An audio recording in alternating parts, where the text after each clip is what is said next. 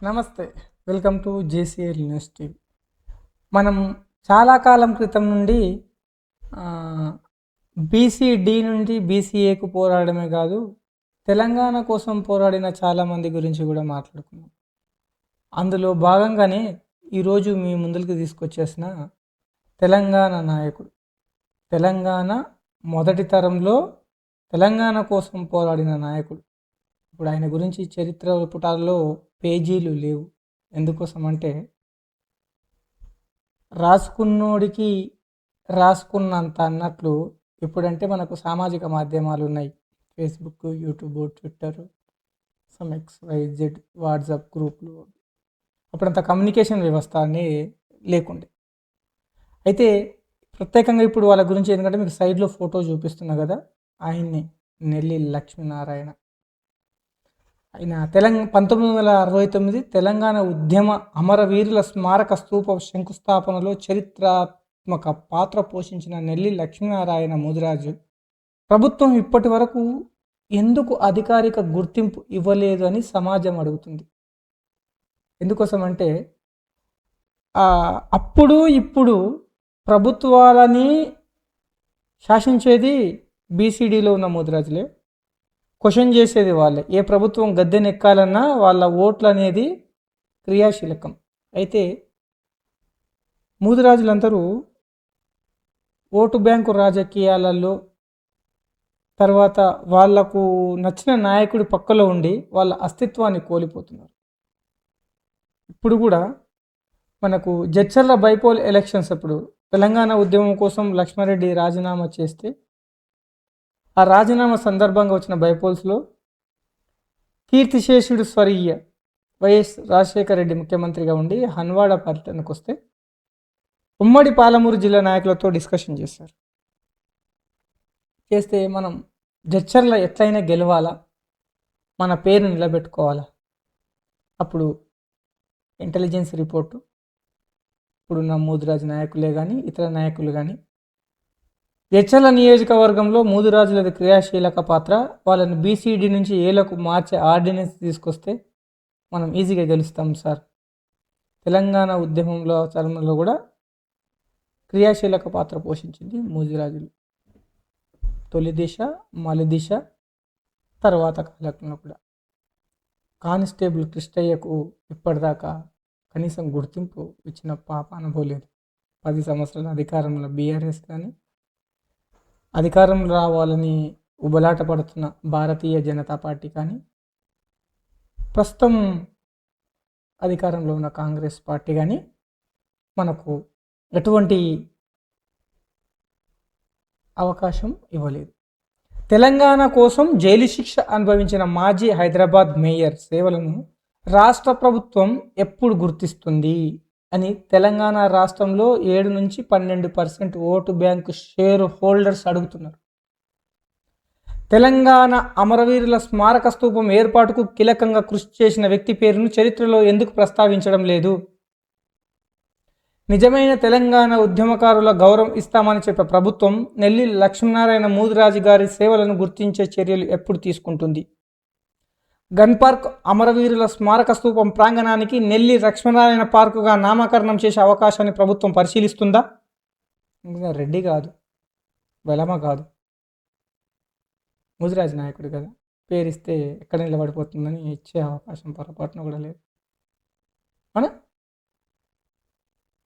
అలాగే నెల్లి లక్ష్మీనారాయణ ముదిరాజు మరణాంతరం పద్మశ్రీ పురస్కారం కోసం కేంద్ర రాష్ట్ర ప్రభుత్వానికి సిఫారసు చేస్తుందా? సార్, రీసెంట్గా మీరు కొందరికి రెఫర్ చేశారు కదా, మన రాష్ట్ర వ్యక్తి కాకపోయినా కూడా వేరే కోటాలో ఇంకా సమ్ XYZ పోస్టులకు రెఫర్ చేశారు కదా. మరి నెల్లి లక్ష్మీనారాయణను పద్మశ్రీకి ఇంకా మీకే తెలియాలి. తెలంగాణ ఉద్యమ చరిత్రలో కీలక పాత్ర పోషించిన నాయకుల సేవలను అధికారికంగా నమోదు చేసి భావితరాలకు పరిచయం చేసే కార్యాచరణ ప్రభుత్వానికి ఉందా? అమరవీరుల స్ఫూర్తిని నిలబెట్టిన వ్యక్తులకు తగిన గౌరవం ఇవ్వకపోతే తెలంగాణ ఉద్యమ చరిత్రను ఎలా పరిరక్షిస్తామని ప్రభుత్వం చెప్తుంది? అలాగే ప్రభుత్వము నెల్లి లక్ష్మీనారాయణ ముదిరాజు గుర్తింపు ఎప్పుడు ఇస్తుందో తప్పకుండా చెప్పాలి. తెలంగాణ కోసం జైలుకు వెళ్ళిన నాయకుడు ఇంకా గుర్తింపు ఎందుకు నోచుకోలేదు? గన్ పార్క్ స్మారక స్తూపం వెనక ఈ మహానేతను మర్చిపోయారా అని సమాజం నిలదీస్తుంది. అమరుల స్మారక స్తూపానికి శంకుస్థాపన చేసిన నాయకుడికి గుర్తింపు ఎక్కడ? అలనాడు రజాకర్లకు ఎదురుగానే ఉండి తెలంగాణ కోసం పోరాడి పదవిలో ఉంటూ కూడా జైలు జీవితం గడిపిన నాయకుడు, హైదరాబాద్ మేయర్. మరి ప్రభుత్వము అమరవీరుల శంకుస్థాపనలో చరిత్ర పాత్ర పోషించిన నెల్లి లక్ష్మీనారాయణ ముదిరాజు ప్రభుత్వం గుర్తించాలి.